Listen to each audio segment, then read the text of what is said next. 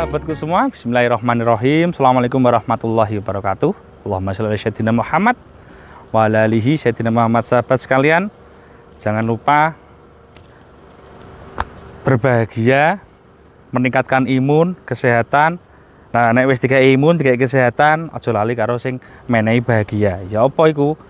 Jangan meninggalkan, ingat kepada selalu Tuhan kita, Allah Subhanahu wa taala. Pesan saya sore ini gitu. Nah, ini saya mau mereview mobilnya Morotuo ini. Ini namanya Toyota Velfire. Nah, lambangnya tidak Toyota, tapi ini Toyota ya. Jadi ini Toyota Velfire tahun 2011. Jadi mobil ini ada 2009, 10, 11. Nah, sampai sekarang. Nah, untuk alasan kenapa saya suka Velfire itu sebetulnya dari desain, bahasa desain dia lebih sporty. Nah, alasan saya ya. Dan Velfire itu mulai 2009 sampai yang paling baru sekarang ini perbedaannya nggak begitu mencolok.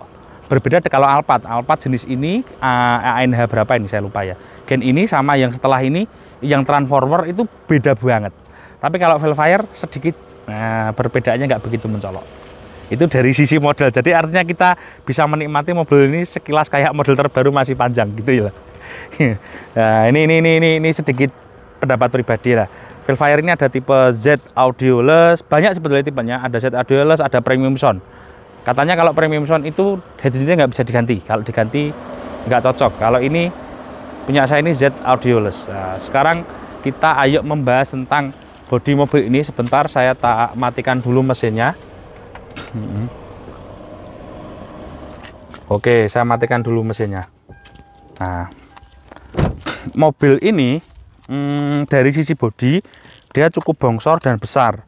Jadi mobil ini besar banget dari depan sampai belakang, tapi juga tidak lebih besar daripada si double cabin. Jadi artinya panjang mobil ini sekitar 5 meter.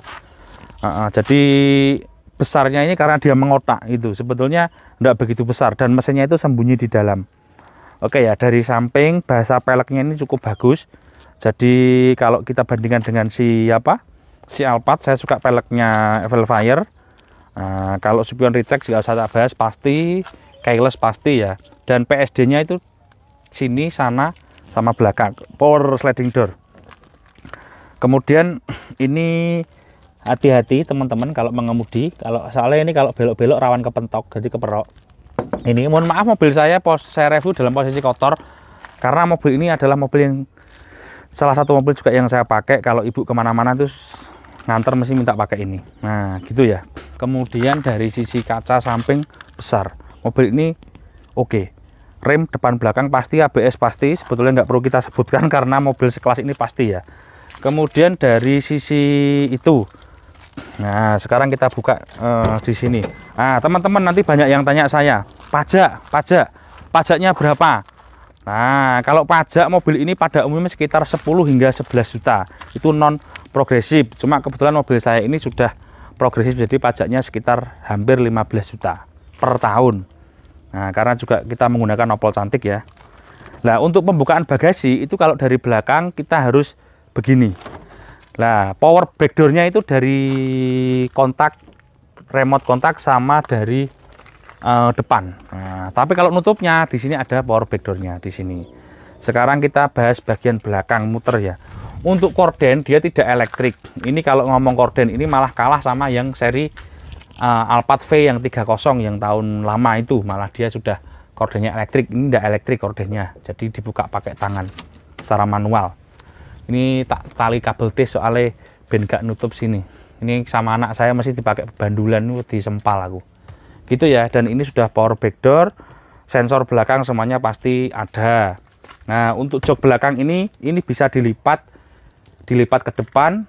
Ini pakai tuas di sini, jadi pakai manual seperti Innova itu dilipat ke depan, terus dilipat ke atas itu dicantol nih sini. Jadi kayak dicantol nih gini, kayak Innova ya, kayak Fortuner itu sama, gitu cara ngelipetnya.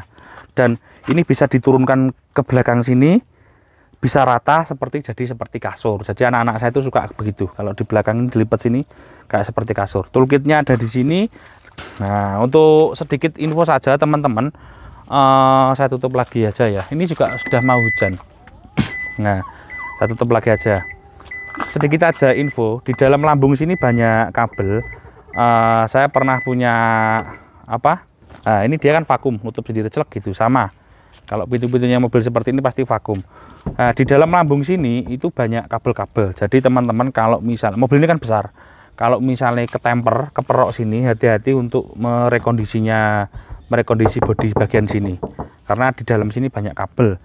Nanti kalau misalnya tukang kenteng ini dibor terus ditarik gini, khawatir saya kena kabelnya. Jadi kalau naudzubillah ya amit-amit, tapi kalau teman-teman mengalami kejadian seperti itu gitu.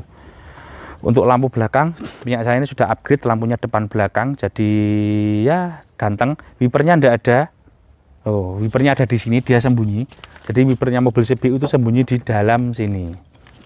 Oke ya, wipernya mobil CBU itu sembunyi. Oke, sekarang kita bahas dari samping kanan. Nah, mobil ini shockbreakernya ini ndak elektrik. Yang elektrik itu yang Alphard yang 3000 cc itu, yang 3500. Jadi untuk spare part kakinya dia sama dengan Camry, artinya juga ndak mahal-mahal banget. Mirip-mirip sama Camry. Kalau saya rasa untuk spare partnya untuk kaki masih harganya rasional lah, ndak mahal. Nah, untuk kenyamanan mobil ini saya bilang sangat nyaman, tapi juga tetap ada kekurangan. Kalau ngomong dari kompetitornya kan ada yang namanya Nissan Elgrand, ada yang namanya Honda Ellison atau Odyssey yang baru. Nah, kalau dari sisi fun to drive-nya itu enak Odyssey yang baru. Kalau saya pernah nyoba, belum pernah punya saya Odyssey yang terbaru itu, tapi saya sudah pernah nyoba. Itu fun to drive-nya masih enak Odyssey yang baru dengan mesin 2.4 Dream itu enak. Tapi kalau dari sisi efisiensi bahan bakar ini yang paling irit. Nah, kalau dari sisi kaki yang paling nyaman dan interior yang kedap banget, masih ada yang lebih kedap daripada ini. Teman-teman kalau cari itu apa? Nissan Elgrand. Itu lebih kedap dari ini. Menurut saya. Nggak tahu apa kuping saya bermasalah apa enggak, tapi menurut saya begitu. Nah, untuk pembukaan PSD ini bisa dari sini, dari handle luar, handle dalam, sama dari depan dan dari remote. Gitu ya. Nah, sini. Aku tak dari samping kiri ya mas kameramen. Nah, untuk interior nanti yang paling banyak dibahas di bagian sini. Ini mobilnya maaf kotor. Untuk ini moonroof dan ini bisa dibuka full. Nah, ini namanya moonroof. Nggak tahu bahasa kalian apa. Ini moonroof atau sunroof atau panoramic roof. Kemudian kontrol AC-nya ada di sini dan ini kontrol AC-nya. Untuk lampu penumpang juga ada di sini. Ini lampu apa ya? Lampu ini loh, lampu senja. Lampu senjanya ada di sini ya. Ini dari depan memanjang ke belakang. Itu lampu senja dari sini. Kalau lampu baca ada di sini. Nah, kemudian jok ini ada footrest. Nah, ini ada footrest di kanan kiri. Untuk yang 2012 dan 2013 dia ada yang versi yang pilot seat. Ya, ada yang versi pilot seat. Di sini ada sandaran tangan lagi dari depan. Ini footrestnya begini. Tapi ini saya kira sudah lebih dari cukup. Kalau ngomong orang enak, kurang enak, kurang enak itu selalu kurang, tapi saya kira ini sudah cukup ya. Dan ini ada tempat apa ini? Tempat air. Kalau tidak kepake dilipat aja supaya ini bisa untuk lalu lalang anak-anak. Ini ada handrest pasti. Gitu. Belakangnya, jok belakang juga cukup lega dan sangat lega. Kalau jok belakang itu kelasnya kayak joknya Innova Ribbon yang tengah itu, dia lega. Tapi ini kan posisi belakang. Kalau jok tengah ini, relnya ini bisa maju mundur, masih sangat super lega ini. Nah, ini mohon maaf ini kotor. Kalau saya keluar ini bawa beginian. Ini jaket teman-teman yang satu alma mater sama saya. Nah, ini alma mater saya, Political Science Universitas Brawijaya. Nah, ini ada yang teman-teman dari Political Science Unbra Malang. Saya alumni situ dulu, tapi gak lulus. Topi ini selalu saya bawa karena topi kalau di laci ada kopiah. Kenapa? Kalau hujan itu saya paling nggak bisa kena air gerimis, jadi mesti pakai topi. Masih sarungan, dan sarung selalu saya bawa kemanapun. Saya bawa sarung di mobil saya, apapun ada sarungnya. Karena celana ini kan sering kotor. Kalau kita sholat mungkin celana saya kotor, jadi harus pakai sarung. Ini kaos cadangan. Saya kalau keluar bawa kaos baru cadangan. Kalau toh nggak ada nanti tinggal ambil. Sedikit cerita pribadi. Di sini ada centelan kresek kan, centelan pas tuku sate ayam centelnya gini ya. Oke, sekarang kita bahas bagian dashboard. Mas kameramen bukakan dashboardnya. Ini yang paling oke. Mobil ini dari sini Dari kiri dulu ya. Nah, kiri penumpang kiri ada si handrestnya. Jok kirinya tidak kalah nyaman dengan yang jok sopir. Dan saya kira duduk depan juga sangat nyaman. Berbeda dengan duduk kita di atas mobil Espas, itu beda. Sama kan modelnya tapi beda karena rodanya tidak di bawah jok. Kalau Espas kan di bawah jok. Ini rodanya di depan. Nah, jadi tetap nyaman di sini. Kalau sama Innova Reborn masih empuan ini menurut saya. Ini yang dashboardnya kayu dan interiornya ini hitam. Nah, jadi untuk Velfire yang saya sukanya Velfire daripada si Alphard itu dia interiornya hitam. Nah, untuk audio saya kira ya bagus, tapi nggak sesuai namanya audioless atau power apa itu saya pikir enggak lah. Itu terlalu, kalau teman-teman jadi jangan berharap audionya berlebihan. Saya kira sama kalau saya bandingkan dengan sedan, apalagi sedan-sedan Eropa, Mercy yang bersound system Harman Kardon dan sebagainya kalah telak. Tapi sudah sangat baik. Nah, jadi apik kurang apik, enak kurang enak. Nah, itu. Terus iki curtain airbag juga ada. Jadi curtain airbagnya ada di sini di belakang sama di sisi. Nanti tak jelaskan ketika duduk di belakang ya. Sama di depan sini. Nah, kemudian atas ini Mas, ini bukan sunroof tapi kocotok. Ini jenenge tilt roof. Popo jenenge. Iki cuma iso tilt tok nih. Jadi ditekan dibuka kan. Oh. Jadi ini gak iso geser teman-teman. Jadi ini tilt roof. Ya, ini kan bisa tilt aja, enggak bisa roof, enggak bisa geser. Jadi itu cuma pemandangan aja. Untuk membukanya dari atas ini semua, untuk buka belakang apa sembarang sunroof, apa moonroof budi tekan kene, pintu power backdoor dari sini. Kemudian sekarang kita bahas dari sisi dashboard ya. Nah, kalau ini apa jenenge iki biasa ngono kuwi, enek apa jenenge? G macak lah, ini kuncinya mati. Kalau kuncinya hidup dia nyala lampunya. Terus iki AC-nya seperti Camry, dia triple zone.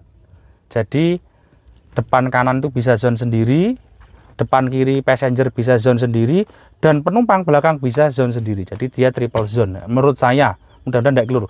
Untuk Matic dia PRND dan langsung Tiptronic. Nah, Tiptronicnya ini saya pernah nyoba sampai 7 speed. Nah, 7 speed. Saya pernah nyoba sampai 7 speed. Dan untuk bahan dashboardnya semuanya bagus. Dan over bagus. Tambah elek tadi nih. Iki elek iki. Nah, aku gak terima ya. Velfire kok elek. Dashboardnya ini super bagus tapi jelek. Sangat empuk. Nah, ini sangat empuk. Karena bahannya sangat empuk dan sangat bagus, produknya dari Jepang. Maksudnya wong Jepang ku digawe sing apik, teman-teman. Ternyata di sini tidak cocok sesuai dengan iklimnya. Jadi Velfire yang ini, jenis-jenis ini, yang tipe-tipe tahun ini, dashboardnya ini nyenyek, bosone leleh ya. Dia kena panas dan iklim di sini meleleh. Jadi barang yang terlalu bagus itu belum tentu cocok buat kita. Jadi dia karena materialnya sangat bagus, akhirnya tambah jadi meleleh. Akhirnya dashboardnya gini. Ini kan kuku aja tek gini ya. Kuku saya ini gini aja ya. Itu bekas. Nah, solusinya bagaimana? Dikasih tutup dashboard aja. Belikan di online, di Shopee itu murah. Mudah. Nah, dibelikan itu aja biar nggak kelihatan. Itu aja dikasih kayak taplak gitulah, kayak taplak meja gitu di atas ini. Karena ini dashboardnya ini salah satu kelemahan daripada si Velfire. Dan kemudian dari sisi apalagi ya, itu aja sih. Untuk yang lain di speedometer itu saya kira sama aja sama yang lain. Nah, untuk setir dia ada apa aja itu lah, itu oke ya. Wes, sampean artikan sendiri, nanti panjang nanti video ini kalau tak sebutkan semua satu persatu. Oke, sekarang kita bahas untuk mesin. Nah, untuk mesin ini tipenya 2 AZFE. Nah, jadi mesin ini sama dengan punyanya si Camry. Jadi spare partnya mudah dan juga harganya masih rasional, tidak terlalu mahal. Nah, gitu ya. Untuk perawatan mudah. Jangan khawatir, perawatan mudah banget ya menurut saya. Kaki-kakinya juga mudah, mesin juga mudah. Banyak sekali spare partnya. Jangan khawatir untuk masalah spare part karena dia persamaan dengan si Camry dan posisi mesinnya agak menjorok ke dalam, makanya nggak bisa saya syuting terlalu banyak karena dia agak menjorok ke dalam. Nah, untuk electrical juga nggak begitu sulit. Nah, mobil ini pada dasarnya untuk sisi perawatan ini menangnya si Velfire ini atau si Alphard dengan produk yang lain, dia cukup mudah. Kalau saya bandingkan dengan si Elgrand jauh banget. Nah, jauh banget perawatannya, sulit Elgrand dan mahal Elgrand. Kalau sama Odyssey juga unda-undi, saya kira mirip. Kemudian dari sisi bahan bakar, ini mobil ini juara daripada kompetitor teman-teman nih. Ini saya test drive, silahkan dicek video saya yang lain. Test drive saya dari Malang ke Cilegon Banten, saya balik PP itu 9,8 sekian. Itu saya dengan posisi campuran rute Malang, gunung, terus kota, macet, tol, oplosan ya. Itu ketemunya 9,8 km per liter. Itu metode real full to full. Nah, kemudian pulangnya dari sana, dari Cilegon itu nggak sampai tak rekam di YouTube. Itu saya full tol mulai dari Cilegon sampai dari Cilegon ke timur, saya sampai Brebes itu baru isi BBM ya. Dari Cilegon penuh. Di Brebes saya isi BBM itu saya real time 10,6, 10,7 km per liter. Artinya apa? Kalau kita pakai jalan yang tanpa hambatan itu dia bisa hampir 1,11, mendekati 11. Kalau dipakai jalan oplosan, gunung, kota, macet, tol, oplosan itu 9,8. Artinya itu dengan rasio jarak kurang lebihnya 450 km. Jadi ngetesnya itu saya begitu. 450 kilo, tak isi full tank lagi, tak isi lagi. Jadi saya ngetesnya kemarin hampir 1000 kilo. Itu ketemunya real segitu. Nah, ini pengalaman pribadi. Saya punya videonya. Silahkan dicek di video ya. Jadi kalau mobil seperti ini kalian kira boros itu salah. Jadi mobil ini tidak boros, ini irit banget. Ketemu segitu dengan power sebesar ini dan mobil torsi dengan penumpang sebesar ini, sebanyak itu kapasitas volume interiornya. Saya kira itu cukup. Untuk dari sisi apalagi ya, kenyamanan sudah saya jelaskan, nanti kita jelaskan lagi sambil jalan ya. Kita test drive ya. Ayo kita test drive. Kita test drive. Nah, untuk Matic smooth. Untuk rasa duduk di kemudi sopir. Nah, jangan kalian kira punya mobil seperti ini harus punya sopir. Enggak. Kalau teman-teman bak Velfire itu cukup enak untuk disupiri sendiri. Jadi saya tiap keluar nyupir sendiri ya. Jadi untuk bawa Velfire nyupir sendiri itu asik. Juga masih ketemu fun to drive, walaupun masih kalah sama Odyssey kalau ngomong fun to drive nya. Dan mobil ini untuk sisi pandangan visibilitasnya luas. Untuk putar balik ini juga nggak begitu memakan tempat, jadi bannya cukup bisa berputar. Kalau sama Kia Carnival, waduh bagusan ini kalau putar baliknya. Ini masih bisa putar balik dengan enak. Kemudian untuk sisi kaki-kaki peredaman peredaman cukup baik, cuma kalau di aspal jujur aja sedikit masih ada masuk. Jadi kalau sama Elgrand dia kalah kalau sisi peredaman. Kalau sisi naikan dari seorang driver itu juga enak. Jadi mobil ini tetap fun to drive untuk dikendarai. Dan untuk jarak jauh juga oke untuk dikendarai. Jadi kita tidak melulu jadi penumpang di belakang. Jadi yang nggak punya sopir, pengen beli Velfire silahkan, nggak apa-apa. Enak untuk disupiri sendiri dan jangan takut kalian kalau di SPBU dikira sopir. Nggak, sekarang banyak mobil seperti ini disupiri sendiri. Kemudian untuk sisi power steering pas, tidak kentengan, juga tidak keberatan, pas. Jadi intinya mobil ini enak untuk disupiri. Kemudian sisi naikan nggak usah saya bahas banyak. Tentu kalian bisa membayangkan bahwa kenyamanan, keempuannya, kentul-kentule itu kalian bisa bayangkan sendiri, mesinnya enak. Tapi kalau sama sedan yang bongsor, sedan yang panjang, misal Honda Accord, Mercy seri E, itu tetap kalah, tetap enakan si sedan. Tapi kalau dari sisi mobil MPV, big MPV, saya kira Velfire cukup bisa menjadikan bisa menjadikan Anda tergiur karena mobilnya selain besar, nyaman, ya mobil ini tidak besar-besar amat, cuma 5 meteran lah. Dan pas gitu loh. Untuk konsumsi BBM tadi saya sebutkan tidak boros, jangan khawatir.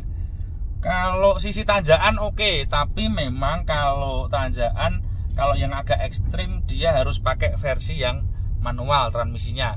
Kemudian jangan khawatir, mobil ini kalau selip, misalnya Anda crash di jalan yang sempit, Anda sampai turun badan aspal, itu jangan khawatir bannya selip karena dia juga gardan yang depan, kan mobil ini FWD ya, penggerak depan itu ada differential locknya, jadi dia kalau slip ngunci sendiri, jadi tetap gak slip gitu ya. Istilahnya area offroad itu LSD, locker. Gitu. Oke, sekarang saya tak coba jadi penumpang belakang, gimana rasanya? Kalau kita duduk di bagian sini, belakang kiri ataupun kanan, itu rasanya kayak kita ada di sofa di rumah. Jadi memang mobil ini apa ya, naikannya itu memanjakan penumpang sebetulnya dari segala sisi, baik dari sisi driver, sisi depan kiri karena juga ada handrestnya, dan sisi belakang kiri dan kanan. Jadi yang tengah ini yang paling istimewa daripada mobil ini. Dan ini kan juga ada footrestnya juga. Jadi kalau saya layah-layah itu misal agak sandaran dikit gini loh, ini kan oke ya. Kemudian dari sisi belakang ini juga oke, bahwasanya jok belakang itu bisa di model tidur untuk anak-anak saya kalau bepergian, dan juga bisa dilipat ke atas seperti pelipatan Innova Fortuner itu untuk akomodasi bagasi barang. Dan peredaman sangat baik dari sisi belakang. Nah, tadi juga saya jelaskan kalau dari sisi depan itu juga sebetulnya cukup baik. Malah kalau dari sisi belakang tengah ini jauh lebih baik daripada sisi depan. Untuk seatbeltnya enak, jadi seatbeltnya tidak di sini. Kalau seatbeltnya di sini itu nanti kena leher. Jadi seatbeltnya ada di kursi ini. Jadi kursi ini sudah ada seatbeltnya. Itu kelebihan dari pangkon seatbelt di kursi. Kalau pangkon seatbeltnya di sini itu nanti kena leher, terlalu tinggi ya teman-teman. Kemudian ini juga pengamanan untuk belakang sudah ada karten airbag. Jadi belakang ini kanan kiri memang dia ada airbagnya untuk AC, dan di atas ini ada lampunya. Untuk AC-nya juga dari sisi setiap penumpang ada ducting. Itu saya kira sangat wajar untuk mobil sekelas ini. Dan ini saya sukanya Velfire. Saya ulangi lagi tadi bahwa Velfire itu interiornya hitam. Jadi saya kan punya anak kecil ya teman-teman ya. Jadi kalau kotor itu nggak takut gitu loh. Kalau Alphard yang generasi ini kan interiornya krem. Iku aduh, kalau anak saya itu bawa coklat-coklat gitu wes ampun. Jadi saya kira begitu ya teman-teman untuk hasil review saya pada di belakang ini. Artinya apa? Mobil ini sangat pas apabila teman-teman memiliki mobil ini punya sopir ataupun tanpa sopir. Jadi punya sopir oke, ya bisa begini kalau punya sopir. Tanpa sopir juga oke. Yang nggak oke itu budgetnya kurang. Jadi memang kemewahan di dunia ini sebetulnya itu hanya apa ya, hanya tipuan semata, tidak abadi. Jadi nggak perlu ngoyo, saran saya gitu ya. Jadi nggak perlu ngoyo, pokoknya ada ya beli, nggak ada nggak usah ngoyo. Karena ini kemewahan di dunia ini hanyalah sifatnya sementara. Yang hakiki itu ada di akhirat nanti, gitu teman-teman. Tapi kalau kita mempunyai harta, wajib kita nikmati. Tapi kalau kita tidak ada dan mengada-ada, itu bahaya. Jadi persiapkan diri Anda, mental Anda untuk membeli mobil seperti ini itu harus siap semuanya. Jadi mentalnya, dananya juga siap. Karena untuk biaya perawatan dan pajak juga tidak sedikit. Setiap tahun minimal Anda mengeluarkan 1 unit sepeda motor Scoopy untuk perawatan mobil ini, mulai dari pajak dan lain-lain. Beda BBM. Kalau BBM sebetulnya sesuatu yang sangat nonsen, karena BBM-nya juga irit, tidak lebih boros daripada Innova. Nah gitu. Oke, saya kira cukup reviewnya teman-teman. Mudah-mudahan ini sedikit cerita ini bisa menjadikan manfaat. Akhir dari saya, selalu dukung Atma Jaya Motor. Jangan lupa subscribe, jangan lupa bahagia, nikmati harta Anda dengan bijaksana. Assalamualaikum warahmatullahi wabarakatuh.